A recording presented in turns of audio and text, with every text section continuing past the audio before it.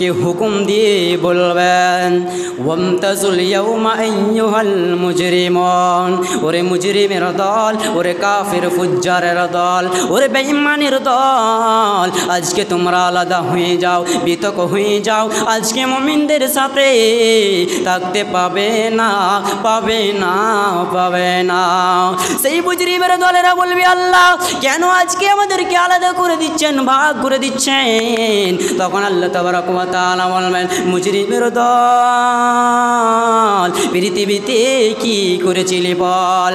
পৃথিবীতে তোমরা মুমিনদের সাথে থাকো নি, ইমানদারদের সাথে থাকো নি, যারা দিনকে পছন্দ করতো তাদের সাথে থাকো নি, যারা ইসলামকে পছন্দ করতো তাদের সাথে থাকো নি, যারা ইসলামকে পছন্দ করতো না তাদের সাথে রয়েছিলে, যারা দিনকে পছন্দ করতো না তাদের সাথে রয়েছিলে। আজকের দিনও আমি আল্লাহ তাদের সাথেই দল বাঁধাবো, আজকে তোমাদের কোনো বাঁচার উপায় রবে না।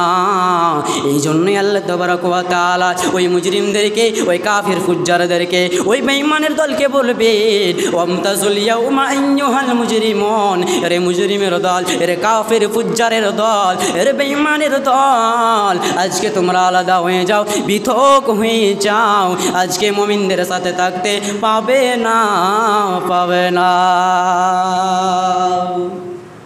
জি, কাল কিয়ামতের দিন আল্লাহ তাবারক ওয়া তাআলা ভাগ ভাগ করবেন, দল দল বানাবেন। কেমন দল?